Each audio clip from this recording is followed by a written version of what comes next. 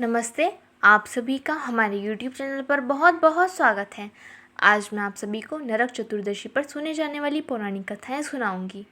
आज मैं आप सभी को नरक चतुर्दशी से संबंधित 3 पौराणिक कथा सुनाऊंगी। वीडियो स्टार्ट होने से पहले यदि आप हमारे चैनल पर नए हैं तो वीडियो को लाइक कर दीजिए और हमारे चैनल को सब्सक्राइब भी ज़रूर कर दीजिए। दिवाली के 5 दिन के उत्सव में धनतेरस के बाद नरक चतुर्दशी मनाई जाती है। इस दिन को छोटी दिवाली, रूप चौदस और काली चौदस भी कहा जाता है।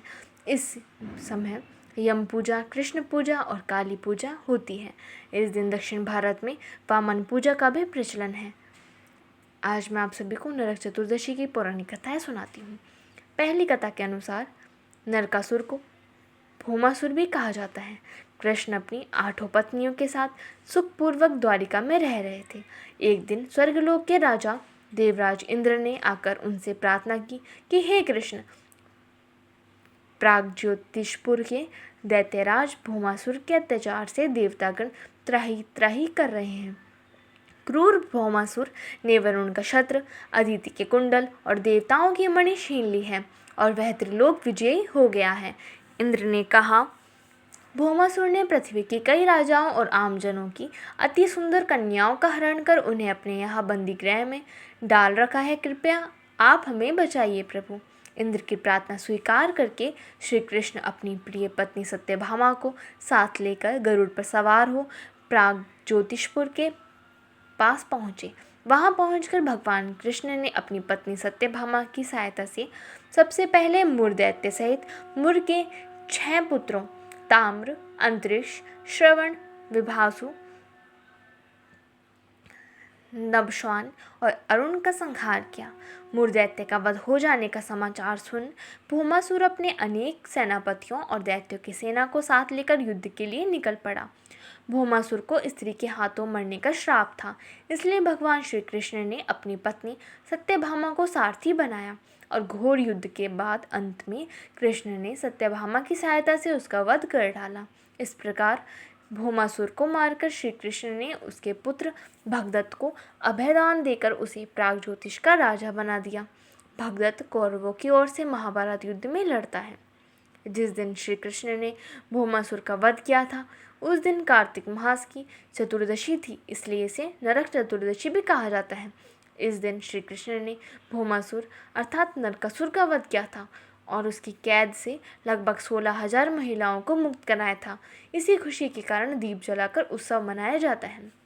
अब मैं आपको दूसरी कथा सुनाती हूँ। इस दिन दक्षिण भारत में वामन पूजा का भी प्रचलन है। कहते हैं कि इस दिन राजा बलि यानी महाबली को भगवान विष्णु ने वामन अवतार में हर साल उनके यहाँ पहुँचने का आशीर्वाद दिया था।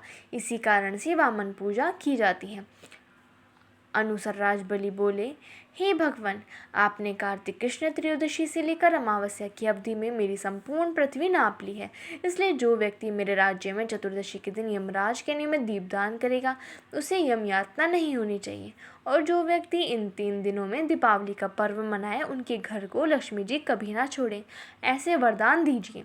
यह प्रार्थना सुनकर भगवान वामन बोले, राजन, ऐसा ही होगा, तथास्तु। भगवान वामन द्वारा राजा बलि को दिए इस वरदान के बाद से ही नरक चतुर्दशी के दिन यमराज के निमित्त व्रत, पूजन और दीपदान करने का प्रचलन आरंभ हुआ।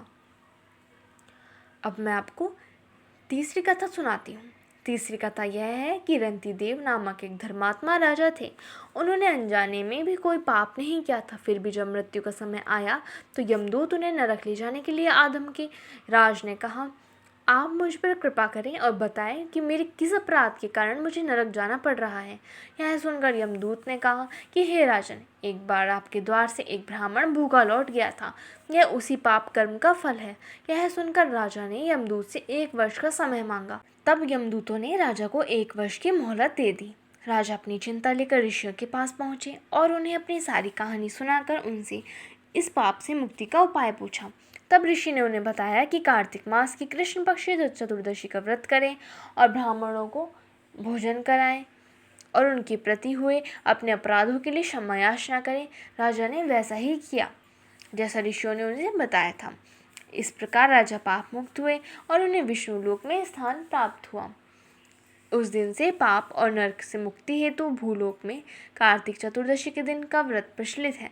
धन्यवाद। इस वीडियो में बस इतना ही। तो प्लीज़ हमारी वीडियोस को लाइक कीजिए, शेयर कीजिए और हमारे चैनल को सब्सक्राइब कर लीजिए।